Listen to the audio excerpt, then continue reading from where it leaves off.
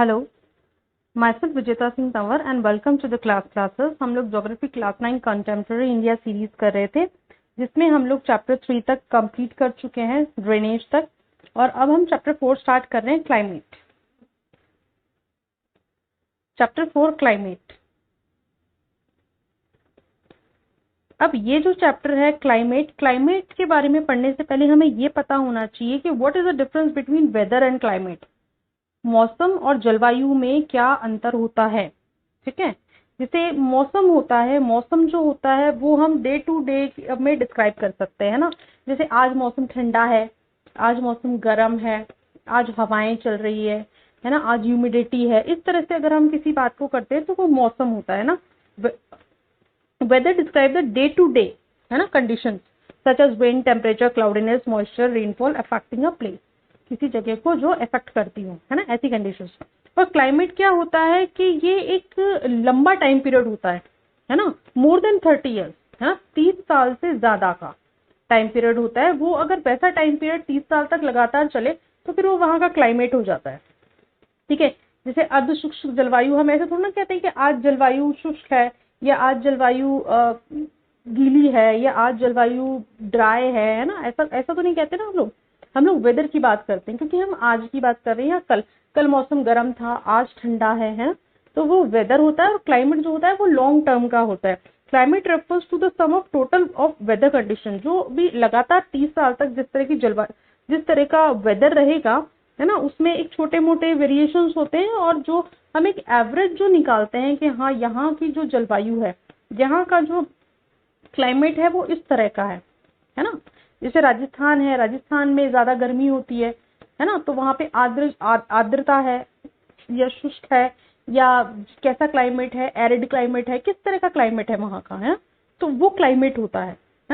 चलिए आगे चलते हैं। Factors affecting climate. अब क्लाइमेट को अफेक्ट करने वाले कौन कौन से फैक्टर हैं, और जो फैक्टर क्लाइमेट को अफेक्ट करते हैं उसे हम क्या कहते हैं, control.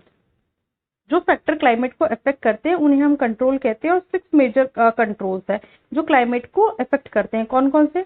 Latitude, altitude, pressure and wind system, distance from the sea, ocean current and relief features. आज हम इन्हीं कंट्रोल्स के बारे में सेपरेटली पढ़ेंगे, ठीक है। आगे चलते हैं। सबसे पहले बात करते हैं लैटिट्यूड की। लैटिट्यूड सबको पता है क्या होता है। ये 0 degree latitude, 23.5 degree latitude, 66.5 degree latitude, 90 degree latitude, है ना, ये जो लैटिट्यूड्स है। जो हॉरिजॉन्टल जो लेयर, मतलब जो लाइंस होती है वो लैटिट्यूड कहलाती है, और जो वर्टिकल लाइंस होती है वो क्या, लॉन्जिट्यूड कहलाती है, ठीक है। ये तो आप लोगों को पता है। चलिए अब हम बात करते हैं। हमें पता है, जो हमने फर्स्ट चैप्टर पढ़ा था इंडिया साइज एंड लोकेशन, उसमें हमने देखा था कि जो इंडिया है उससे ऑलमोस्ट 23.5 जो है बिल्कुल मिड से होके निकलती है ना, बिल्कुल मिड से होके निकलती है। जैसे देखिए,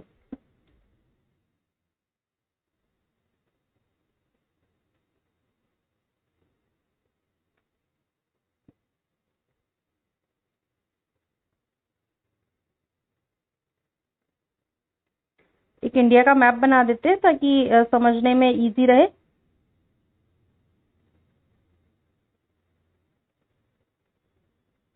इंडिया का एक छोटा सा मैप बनाया है जिससे समझने में इजी रहे। देखिए ऑलमोस्ट यहाँ से, है ना, गुजरात साइड से जो ये ट्रॉपिक ऑफ कैंसर है, 23.5 डिग्री, ये यहाँ से पास होती है ना, यहाँ से गुजरात से। देखिए ये यहाँ से पास होती है ना, ये ऑलमोस्ट ये जगह होती है जहां से ये पास होती है। 23.5 थोड़ा सा फ्लक्चुएट हो गई है, तो आप एडजस्ट कर लीजिए ना। 23.5 डिग्री ट्रॉपिक ऑफ कैंसर। अब जो ट्रॉपिक ऑफ कैंसर जहां से पास होती है, अब उसके नीचे का जो एरिया होता है वो कौन सा कहलाता है, ट्रॉपिकल, है ना। वहां पे ट्रॉपिकल टाइप का क्लाइमेट होता है। और जो ऊपर वाला जो एरिया होता है वो क्या कहलाएगा, सब ट्रॉपिकल या टेम्परेट, है ना। ये वाला क्या कहलाएगा, सब ट्रॉपिकल, या फिर कहेंगे टेम्परेट। तो अब हम कह सकते हैं कि इंडिया में जो सदर्न पार्ट है वो तो कैसा एक्सपीरियंस कर रहा है, ट्रॉपिकल टाइप ऑफ क्लाइमेट, है ना। और जो नॉर्दर्न पार्ट है वो कैसा एक्सपीरियंस कर रहा है, सब ट्रॉपिकल टाइप ऑफ क्लाइमेट। ठीक है, क्लियर है। तो almost half of the country जो साउथ में लाई कर रही है वो तो क्या कौन सा एरिया हो गया, ट्रॉपिकल एरिया हो गया। और जो रिमेनिंग जो नॉर्थ में है वो कौन सा एरिया हो गया, सब ट्रॉपिकल। तो इंडिया का क्लाइमेट दो तरह का हो गया, ट्रॉपिकल एज वेल एज सब ट्रॉपिकल। यहां तक क्लियर है। चलिए अब ये देखिए, हम देख पा रहे हैं ये 0 डिग्री इक्वेटर है, यहां से लेकर दोनों साइड, है ना, 23.5 डिग्री पे कौन सा जोन है, ट्रॉपिकल जोन। यहाँ पे क्लाइमेट कैसा है, ट्रॉपिकल टाइप ऑफ क्लाइमेट है ना। और ऊपर वाला जो है 66 तक, 23 से लेकर दोनों तरफ सब ट्रॉपिकल या टेम्परेट है। तो इंडिया जो है वो यहाँ पे लाई करता है, ठीक है, इस जगह पे, है ना, मतलब आधा ऊपर और आधा नीचे, बिल्कुल हाफ से जा रही है क्योंकि ट्रॉपिक ऑफ कैंसर। तो ये सब ट्रॉपिकल जो जोन है वो भी है इसके अंदर और ट्रॉपिकल जोन है वो भी है। तो ये दोनों ही तरह का जो क्लाइमेट है वो एक्सपीरियंस करता है। क्लियर है। चलिए अब आगे चलते हैं, एल्टीट्यूड। अब देखिए, अगर हम एल्टीट्यूड की बात करते हैं, यानी एल्टीट्यूड का मतलब होता है कि हाइट, है ना। एल्टीट्यूड क्या बताता है, किसी भी जगह की सी लेवल से हाइट, है ना। तो what is altitude, is the height of a place above sea level. जैसे जैसे हम हाइट पे जाते हैं वैसे वैसे क्या होता है, टेम्परेचर जो है वो डाउन हो जाता है। टेम्परेचर क्या हो जाता है, डाउन हो जाता है ना। जैसे जैसे हम हाइट पे जाते हैं वैसे वैसे टेम्परेचर डाउन हो जाता है। इसीलिए तो अगर हम गर्मियों में मतलब जो हिली एरियाज है वहां पे जाएंगे तो हमें टेम्परेचर कैसा मिलेगा, नॉर्मल मिलेगा, है ना। हम जहां से आए हैं, जैसे हम लैंड से अगर ऊपर जाएंगे तो लैंड पे तो टेम्परेचर ज्यादा होगा और ऊपर जाएंगे तो हमें टेम्परेचर नॉर्मल या ठंडा मिलेगा। ठीक है, आगे चलते हैं, प्रेशर एंड द विंड। अब हम प्रेशर और विंड की बात करते हैं। अब देखो, विंड के लिए मैं आपको बताती हूँ,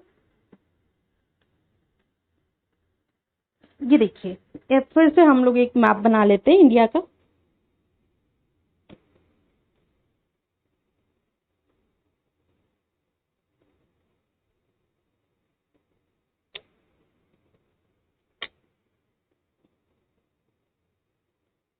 तभी तो एक बार में बहुत अच्छा सा बन जाता है।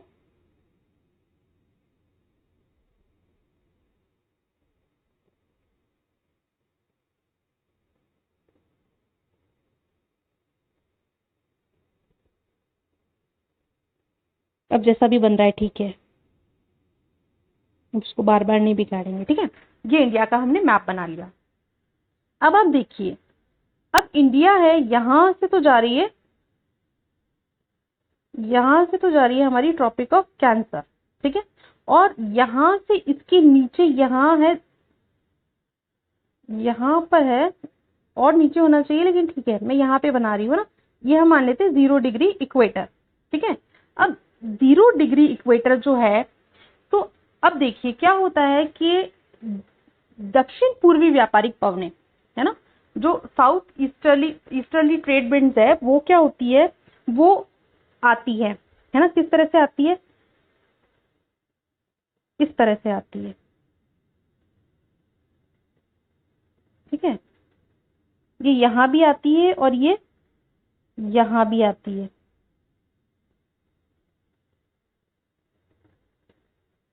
और ये क्या होता है, ये 0 डिग्री से इस तरह से राइट की तरफ मूव कर जाती है ड्यू टू कोरियोलिस फोर्स। किसकी वजह से, कोरियोलिस फोर्स की वजह से। फिर ये क्या करती है, ये यहाँ इंडिया में एंटर कर जाती है। ठीक है, ड्यू टू कोरियोलिस फोर्स ये यहाँ एंटर कर जाती है। अब यहाँ पे हमारे पास क्या है, हिमालयाज है ना, यहाँ पे हिमालयाज है। तो ये यहाँ से यहाँ पे जाती है तो यहाँ पे रेन कर देती है ना, कुछ यहाँ पे टर्न हो जाती है, तो पूरा जो इंडिया है, ये जो ईस्टर्न जो इंडिया है वहां पर रेन होती है इसकी वजह से। ठीक है, तो आप देखिए कि विंड कहाँ से आ रही है, किस डायरेक्शन में आ रही है, कॉरियोलिस फोर्स की वजह से वो टर्न हो रही है, जो फेरल का लॉ जो है उसकी वजह से वो टर्न हो रही है और एंटर हो रही है। अब वो क्या हो गई है, दक्षिण पश्चिमी हो गई है। पहले दक्षिण पूर्वी थी, और वो टर्न होने के बाद में दक्षिण पश्चिमी हो गई है और वो इंडिया में एंटर कर गई, जिसकी वजह से अब यहाँ पे क्या होगी, क्योंकि यहाँ पे वाटर बॉडी है ना, यहाँ पे अरेबियन सी है और यहाँ पे बे ऑफ बंगाल है, यहाँ पे बे ऑफ बंगाल है, ठीक है। जिस वजह से क्या हो रहा है कि वो वाटर जो है उसको मॉइस्चर को लेके जा रही है वो, और वहां पे जाके क्या कर रही है, वहां पे रेन कर रही है।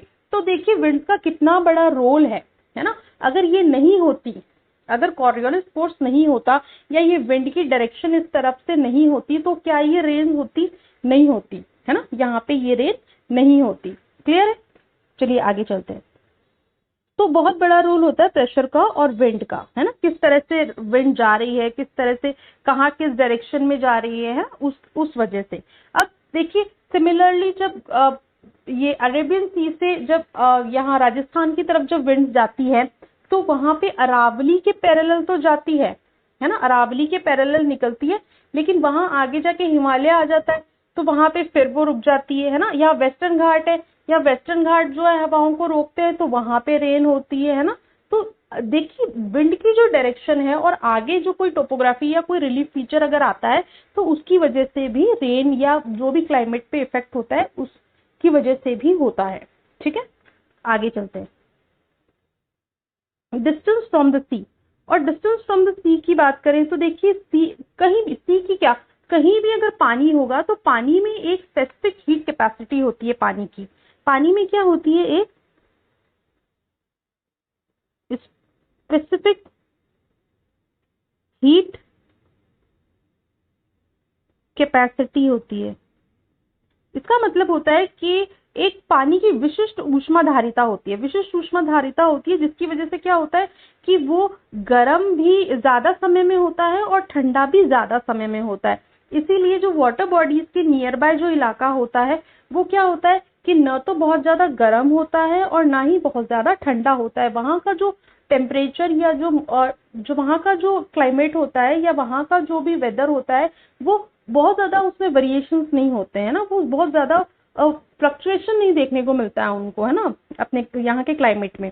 तो जैसे जैसे हम वाटर बॉडी से दूर जाएंगे तो देखिए अगर हम इंडिया के नॉर्दर्न पार्ट की बात करें ना, इंडिया के नॉर्दर्न पार्ट की बात करें तो वहाँ समर में गर्मी भी बहुत ज्यादा होती है और विंटर में ठंड भी बहुत ज्यादा होती है। सिमिलरली अगर हम साउथ की बात करें तो वहां पे ना तो गर्मी बहुत ज्यादा होती है और ना ही ठंड बहुत ज्यादा होती है, एक मॉडरेट क्लाइमेट वहां पे देखने को मिलता है, ठीक है। तो ये वही चीज है कि जैसे जैसे हम डिस्टेंस इंक्रीज होता है कि एक मॉडरेट इन्फ्लुएंस डिक्रीज हो जाता है, यानी जो मॉडरेट क्लाइमेट है वहाँ का, मॉडरेट जो वहाँ का वेदर है वो वेदर कंडीशंस क्या होती है, खत्म होती जाती है ना। और जहाँ गर्मी है तो वहाँ बहुत ज्यादा गर्मी होगी, जहाँ ठंड है तो वहाँ बहुत ज्यादा ठंड होगी, ठीक है। आगे चलते हैं। ओशन करंट, अगर हम ओशन करंट की बात करें तो ओशन करंट का देखिए मैं आपको एक एग्जाम्पल समझाती हूँ ओशन करंट का, फिर उसके बाद में आपको समझ में आ जाएगा, है ना। एक छोटा सा हम लोग है ना साउथ अमेरिका का एक डायग्राम सा बना लेते हैं।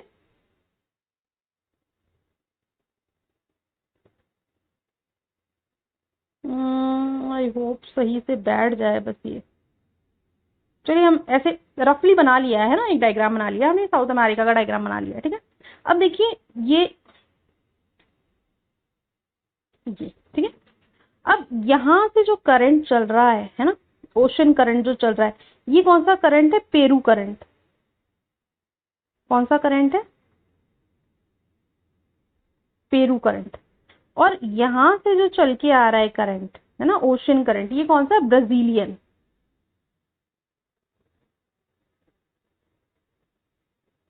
ब्राजीलियन करंट है ना। अब ये वाला जो करंट है ये कैसा होता है, हॉट होता है, और ये वाला जो करंट होता है ये कैसा होता है, कोल्ड होता है। अब देखिए कि ये जो कोल्ड करंट है, एक जनरल सी बात बताइएगा कि ये करंट कोल्ड है, और कोल्ड करंट से अगर जो विंड है वो अगर इस डायरेक्शन में फ्लो करती है यहाँ से, तो यहाँ का जो एटमॉस्फेयर है वो कैसा हो जाएगा, कोल्ड हो जाएगा। अब यहाँ पे अगर विंड ये जो करंट हॉट चल रहा है और अगर यहाँ से ये इस डायरेक्शन में अगर ये विंड जाती हैं तो यहाँ का जो वेदर मतलब वहाँ का जो एटमॉस्फेयर है वो कैसा हो जाएगा, ये हॉट हो जाएगा। तो यहाँ की जो क्लाइमेटिक या वेदर कंडीशन है उसको जो ये करंट है वो इफेक्ट कर रहा है ना, कर रहा है। ठीक है, तो यही चीज उसमें बताई गई है कि देखिए ocean current along with on शोर, यानी ऑन शोर पे जिस तरह का ओशन करंट होगा वहां से अगर कोई विंड इफेक्ट करती है ना, wind offshore wind effect the climate of the coastal area, उस कोस्टल एरिया को वो विंड इफेक्ट करती है ना। तो जैसे कि कोई भी कोस्टल एरिया हो विथ वार्म और कोल्ड करंट, चाहे वो वार्म करंट हो वहां पे या कोल्ड करंट हो, अगर वो वहां से फ्लो होगा तो वहां के एटमॉस्फेयर को इफेक्ट करेगा, उस कोस्टल एरिया को। अगर वार्म होगा तो वार्म हो जाएगा और कोल्ड होगा तो कोल्ड हो जाएगा। Is that clear? आगे चलते हैं। रिलीफ फीचर्स है ना, रिलीफ फीचर्स यानी वहां की जो भी टोपोग्राफी होगी है ना, वहां का रिलीफ फीचर्स, रिलीफ फीचर्स भी बहुत ही ज्यादा बड़ा रोल प्ले करते हैं है ना, किसी भी वहां के क्लाइमेट को। अब देखिए सिंपल सी बात है, ये देखिए हम फिर से एक इंडिया का मैप बनाते हैं।